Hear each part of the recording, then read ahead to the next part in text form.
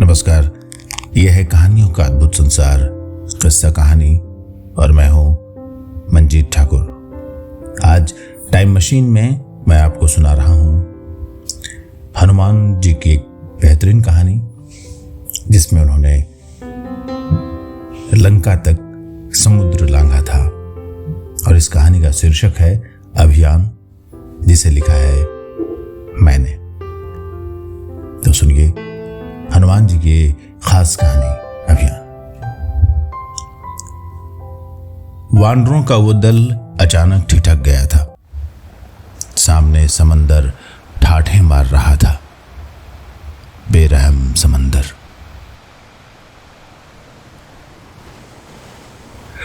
चलते चलते जमीन खत्म हो गई। अब सामने के गरजते समुद्र को देखकर अंगद, जामवंत, नलनी सब सोच में पड़ गए। टोली में कहीं हनुमान नजर नहीं आ रहे थे।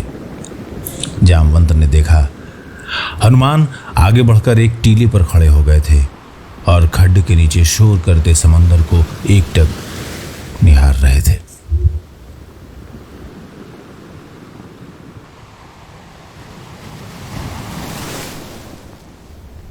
तो क्या सीता माता का पता नहीं लगाया जा सकेगा? बाली के बेटे और युवराज अंगद ने जामवंत से पूछा तो उनकी आवाज में हताशा झलक रही थी। जो सूचनाएं मिली थीं उसके लिहाज से सीता जी को दक्षिण दिशा की तरफ ले जाया गया था और इसलिए सुग्रीव ने अपने सबसे बेहतरीन खोजियों को दक्षिण की ओर रवाना किया था। लेकिन तमाम दुश्वारियों को पार करते हुए वानरों की ये टोली दक्षिण की तरफ बढ़ी तो अब सामने ये समंदर है।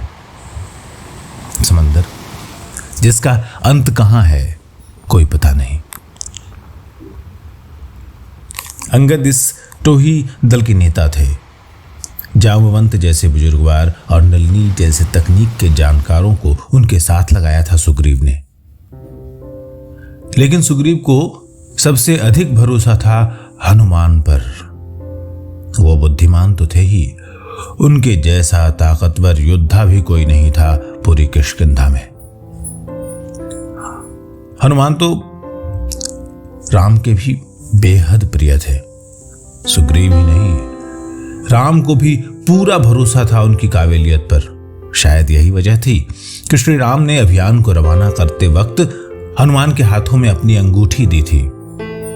हनुमान, सीता को यह मुद्रिका दिखाना, पहचान जाएगी तुम्हें कि तुम कोई मायावी छलिया नहीं, मेरे ही दूत हो। ये कहते हुए श्री राम की आंखें छलछला गई थी। रास्ते भर हनुमान अंगूठी के बारे में ही सोचते रहे। भगवान श्री राम के बारे में कितनी कहानियां सुनी, जंगलों, घाट बाटों और गांव नगरों में, कि वो खुद भगवान विष्णु के अवतार हैं, कि धरती से पाप को खत्म करने के लिए वो खुद नारायण के रूप हैं। बहुत पहले हनुमान पिता के साथ भगवान शिव के दर्शनों के लिए गए थे। वानरों के कुल देवता शिव ने खुद कहा था, राम से मुलाकात होगी तुम्हारी, सहायता करना उनकी। तब से हनुमान राम के इंतजार में पलक पावड़े बिछाए थे। राम ने किष्किंधा को बाली के अत्याचारी शासन से मुक्ति दिलाकर आम लोगों की चिंता करने वाला प्रशासन स्थापित किया। चाहते तो खुद राजा बन जाते, लेकिन राम ने अपने पिता दशरथ को दिए वचनों की लाज रखी। वनवास में हैं तो खुद नहीं गए किष्किंधा नगर में। सुग्रीव का राज्याभिषेक करवाया और खुद माल्यवंत पर्वत पर बरसात के दिन काटते रहे। भगवान ही कर सकते हैं ऐसा, और खुद भगवान ने हनुमान को कितना महत्वपूर्ण काम सौंपा है, देवी सीता को खोज निकालने का काम। लेकिन सामने सागर है। हनुमान की पेशानी पर बल पड़ गए। क्या मुंह दिखाएंगे राम को, जिन्होंने इतने भरोसे के साथ अभियान पर भेजा है उनकी टोली को। राम जो हनुमान को लक्ष्मण जितना ही प्रेम करते हैं। अचानक हनुमान को किसी के कराहने की आवाज सुनाई दी। यह आवाज अंगद ने भी सुनी और जामवंत ने भी। टोली पहाड़ी के नीचे पहुंची तो देखा सामने एक गुफा थी, लेकिन अंगद का ध्यान कहीं और था।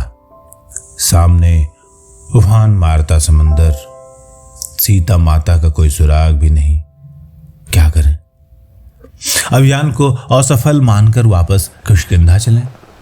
इस अपमान से तो मर जाना ही अच्छा है। अंगद ने वानर दल को रुकने का इशारा किया। मित्रों, हमारा अभियान असफल सा दिख रहा है। किष्किंधा जाकर श्री राम और चाचा सुग्रीव को अपना पराजित मुख दिखाने से अच्छा है कि मैं यहीं अन्न जल त्याग कर जान दे दूं। पूरी टोली चिल्लाई, युवराज, हम भी आपके साथ उपवास करके प्राण देंगे। लेकिन इन हताशा भरी बातों से अलग हनुमान गुफा में घुसना चाहते थे कि समंदर के शोर के बीच कड़कती हुई चेतावनी गूंजी, कौन है? ठहर जाओ वरना तुम सबको खा जाऊंगा। वैसे भी तुम स्वयं प्राण देने वाले हो। अच्छा ही है, तुम सब उपवास शुरू करो। आवाज इतनी कड़क और जोरदार थी कि सब ठिठक गए।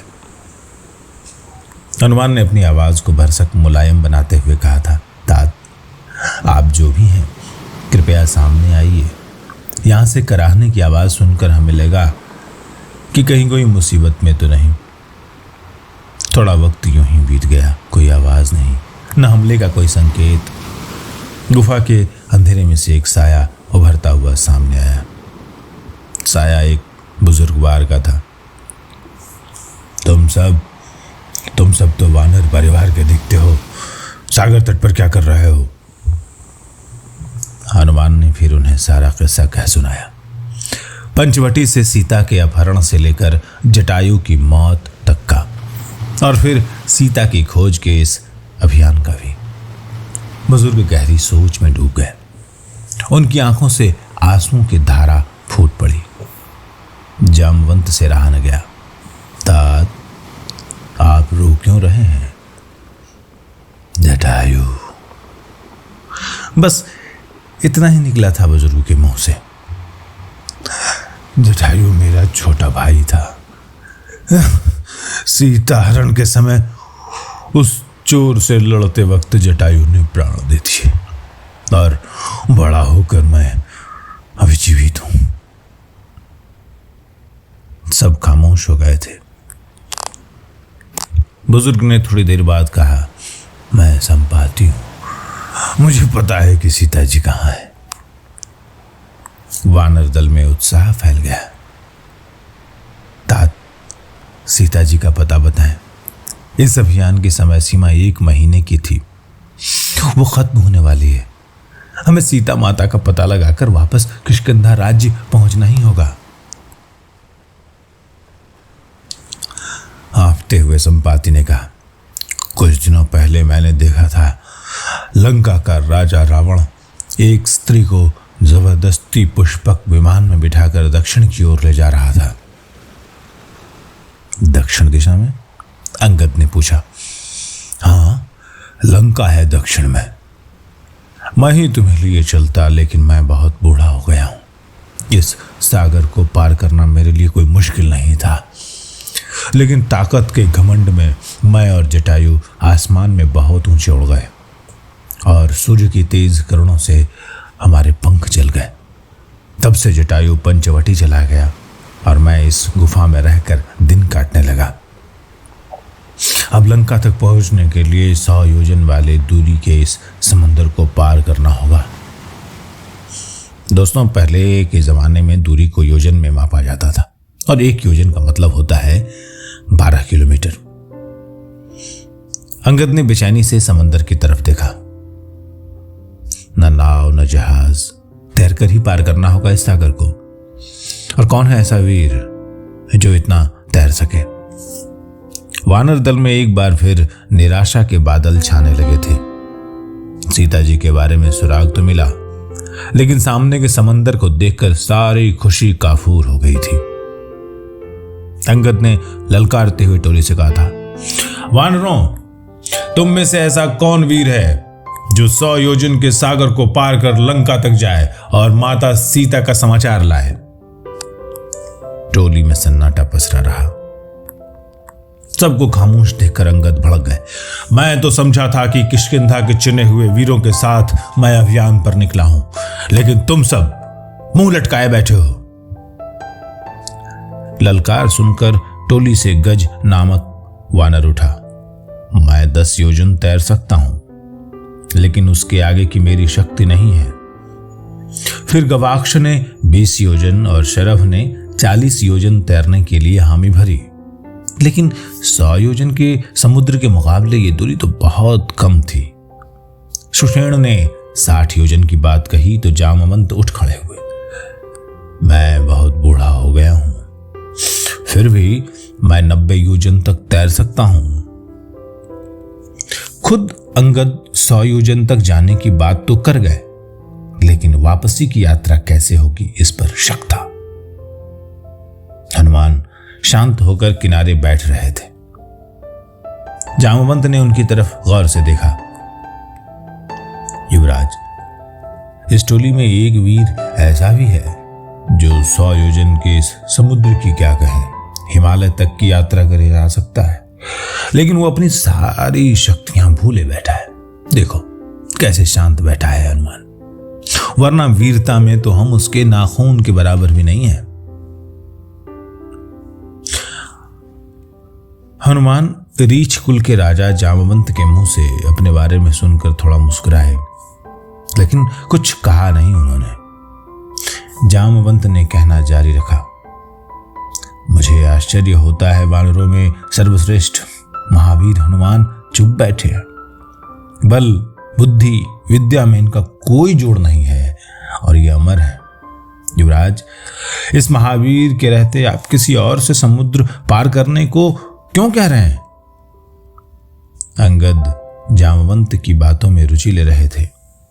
जामवंत हनुमान की तरफ देखते हुए कह रहे थे, जो बालक बचपन में सूर्य को फल समझकर खा ले, जो राहु और इंद्र से भिड़ जाए और इंद्र के वज्र को ठोड़ी पर झेल जाए, वो क्या छोटा मोटा वीर है?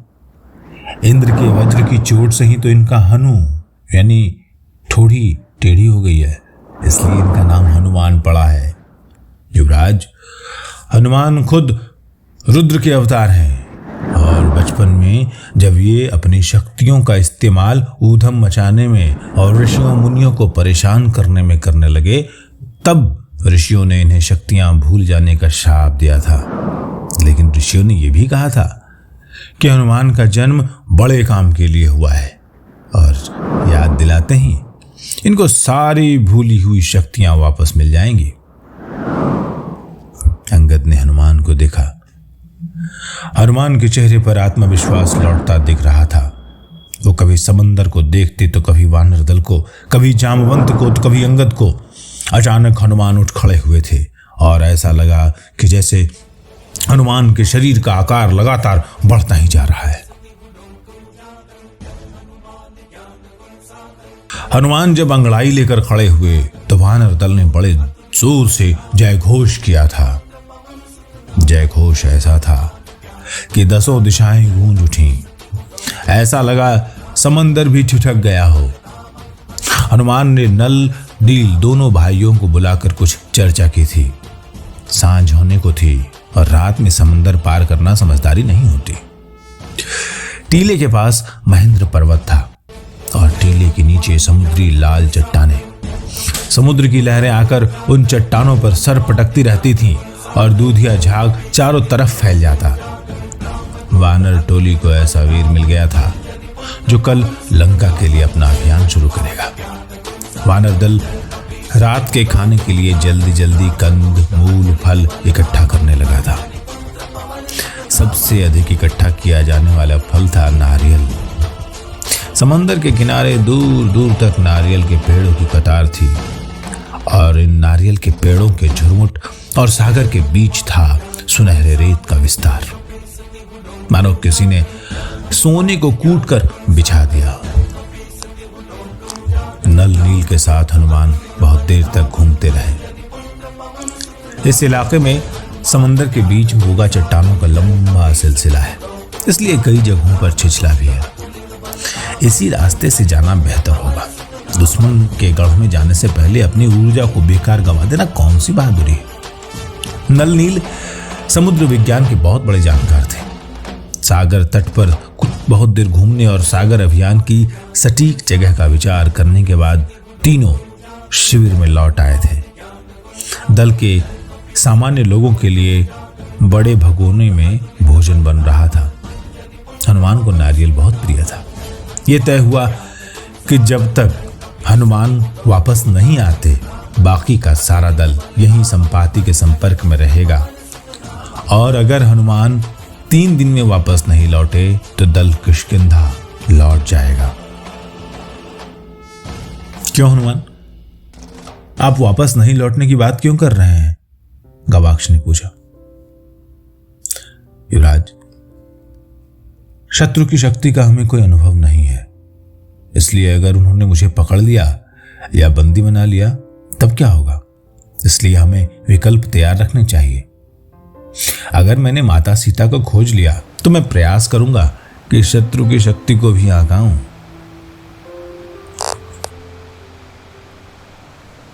अगली सुबह हनुमान महेंद्र पर्वत की चोटी पर खड़े थे। यहां पर समुद्र गहरा है।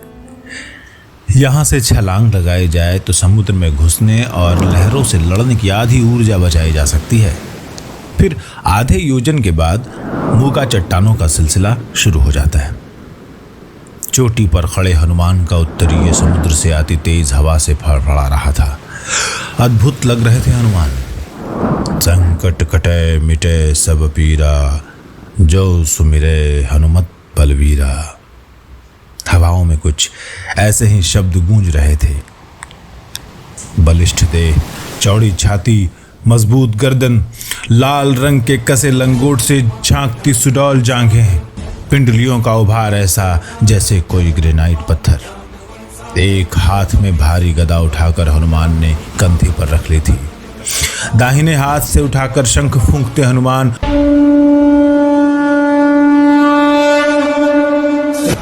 वानर दल को लगा हनुमान अपना आकार बढ़ा रहे हैं, अपना आकार बढ़ा रहे हैं और बढ़ाते ही जा रहे हैं। सूरज उगने के ठीक बाद ही शंख फूंक कर हनुमान महेंद्र पर्वत से उछले और हवा में ऊपर ही उठते चले गए थे। उछलने के साथ ही हनुमान ने जय घोष किया था, जय श्री राम। हनुमान ने जय श्री राम कहकर जब छलांग भरी तो हवा में ऊपर उठते चले गए थे। हनुमान की शक्ति तो थी ही गजब की। पैरों से महेंद्र पर्वत को धकेला तो उनकी छलांग हवा में बहुत ऊंची, बहुत ऊपर तक चली गई थी। अंगद का दिल बाग बाग हो गया। वहां मौजूद वानर दल को लगा हनुमान हवा में उड़ गए हों और हनुमान के शरीर का आकार भी उनके वास्तविक आकार से कई गुना बड़ा हो गया हो। लाल लंगोट, लाल उत्तरीय, गहरे भूरे रंग के लंबे घुंघराले बाल। हनुमान एक चिड़िया की तरह हवा में थे। वानरों का वो झुंड किलकारी मारकर चिल्लाया था, जय श्री राम, जय श्री राम। उधर हवा में तैर रहे हनुमान ने वानर दल का जय घोष सुना तो उनको रोमांच हो आया था। नीचे समंदर काफी गहरा था। चट्टानों के बीच की जगह काफी गहरी होती है और शायद यही वजह थी कि हनुमान ने महेंद्र पर्वत से कूदने के लिए उस जगह को चुना था। पर्वत की चोटी से कूदे हनुमान कई फरलांग आगे जाकर समुद्र में पहुंचे थे।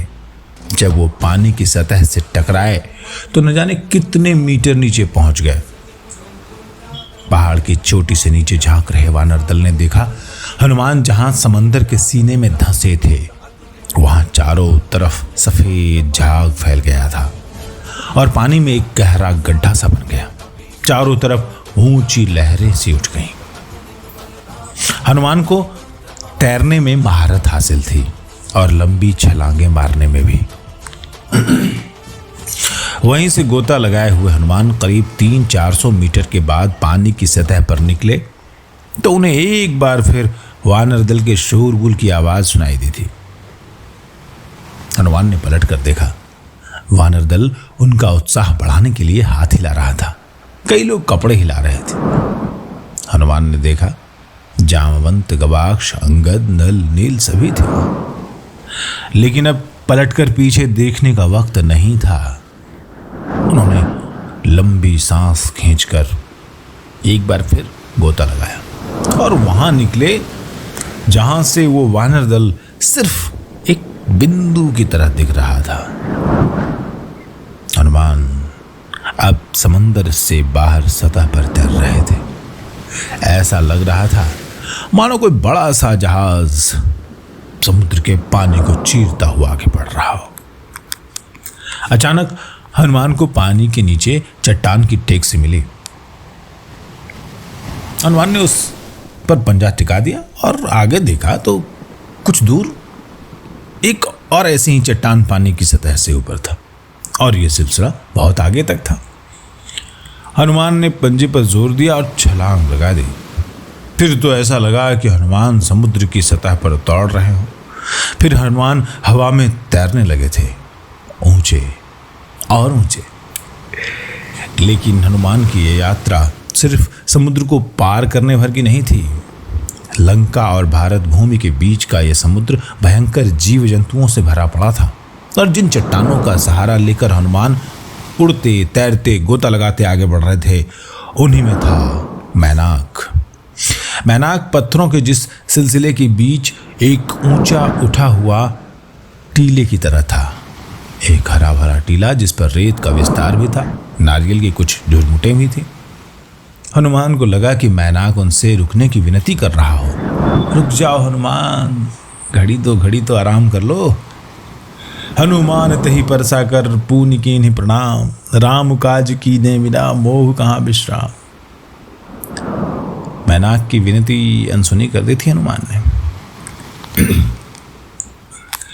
हनुमान तही परसा कर पुनि कीन्हि प्रणाम, राम काज कीन्हे बिनु मोहि कहाँ विश्राम। मैनाक की विनती अनसुनी कर दी थी हनुमान ने। अभी रुकना मुमकिन नहीं, मुनासिब भी नहीं। रास्ते में नागों की माता सुरसा भी तो मिली थी। बड़ी भयानक थी सुरसा। कहती थी वरदान है उसको, इस इलाके से गुजरने वाले हर जीव को उसके मुंह में जाना ही होगा। हनुमान आकार बढ़ाते गए थे। सुरसा अपना मुंह फाड़ती गई थी, लेकिन हनुमान ने झटके के साथ अपना रूप बेहद छोटा कर लिया। सुरसा के मुंह में घुस गए थे हनुमान। कहा लीजिए वचन पूरा हो गया। सुरसा चकित रह गई थी। राम काज सब करिहु तुम, बल बुद्धि निधान, आशीष देह गई सो हर्ष चले हनुमान। हनुमान बढ़ चले थे आगे। सूरज छिपने से पहले लंका पहुंचना जरूरी था और लंका का कोई निशान आगे दिख तक नहीं रहा था। तैरने में इतना मशगूल थे हनुमान कि कब मगरमच्छ जैसी राक्षसी सिंहिका का वध किया, कब सामने समुद्र के पार उस तरफ दक्षिण में जमीन और हरियाली दिखने लगी, हनुमान को पता तक नहीं चला। हनुमान लंका पहुंच गए थे। उनके अभियान का एक बड़ा चरण पूरा हुआ था। अब आगे उनको सीता माता को खोजने निकलना था, पर वो शाम में नगर में निकलेंगे। अभी तो सूरज ढलने में काफी देर थी। सूरज तेजी से नीचे ढल रहा था। समंदर का पानी भी लाल रंग का हो गया था। समंदर की लहरों में शोर था और शायद उसी से आवाज से आती सुनाई दे रही थी। लाल देह लाली लसै, अरुधरी लाल लंगूर, वज्र देह दानव दलन, जय जय जय कपिशूर।